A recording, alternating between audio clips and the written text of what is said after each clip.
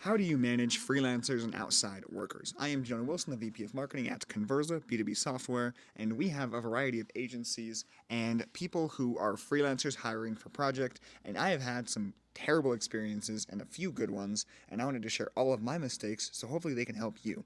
Example one, we wanted to make an infographic. This is for a landing page. It was a really simple graphic showing what our product does because verbally it was hard to write it out, but visually in three images, that just a carousel that slides, somebody could capture really well what we do. So I found a competitor who had a similar infographic. I screen recorded it and I went to Fiverr and I messaged a bunch of people, and then we picked on one saying, hey, we want this, see this right here, we want you to remake this, but for our company, here's all the assets to do it. And we gave it to them and they ran with it. They came back to us 3 days later. We paid them $70 through Fiverr, and they gave us a 1 minute and 12-second animated video that was nothing close to what we had originally asked for. And so I went back to review because I didn't want to pay $70 for something that was not even close. We wanted a 10-second video, an infographic, exactly like the video we showed them with these assets. And it couldn't have been much clearer when I went through the text. And we ended up with a 72-second video animated on a completely off topic from what we had asked them to do. Now I realized ultimately, this is, first off, you're not going to get winners all the time. But how can you? I wasted a lot of time. I talked to them. I vetted out a ton of people. I finally chose somebody, and they still failed.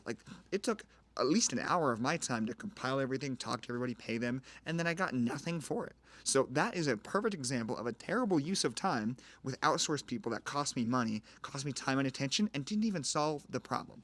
Here's an example of an agency that has gone much more positively. An email agency we have, they were getting results with email. It started to dip for a few weeks. And I met with them saying, hey, we got to fix this because I need leads for my job, and what can I do to make this? So I met with them as often as needed. I rewrote a lot of the copy to meet with them and make sure that we were targeting the right people, saying the right messaging, and we made all these changes, and they were able to adapt. They, of course, wanted to keep us as a client. And what ended up happening is we were able to find a winning strategy, winning targeting, and start generating leads consistently through cold email.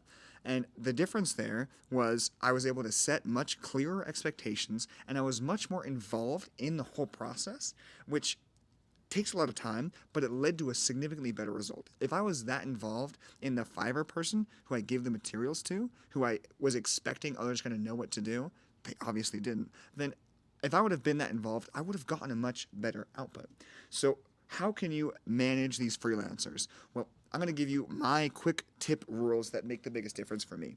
Number one is to talk with as many people as possible. If you want to find a good agency, talk to friends, look on reviews, trust the reviews if they're saying it's good or it's bad. And most importantly, interview a whole bunch. If you talk to, this is a lot, but 10 agencies or 20 agencies, you will quickly know what the best ones are doing and what they say and how they react to you, how they answer questions, to know if somebody is good or if they're just giving you complete fluff. Because you're going to know already, like, okay, these 5 for sure no, these 10 maybe, these 5 are good, but these 2 are real winners. And you are going to know that with confidence when you meet with 20. If you meet with 3 and pick the best one, you could be anywhere in that 20, and you would have no good basis for making a decision. And this is the same with freelancers. So you want to ask them as much as possible to understand what they know and who they are so that you are working with the right people. Now, what is the second thing that I do? It is to set expectations up front completely clearly. Play out from where you're currently at to the reason you're getting a freelancer or an agency. What is the end goal? Is the end goal that I pay you $5,000 a month and I get at least 10 qualified leads? And if you talk to them just as open and honest as possible, I am responsible for this metric and I am hoping that this $5,000 spend gets me this result.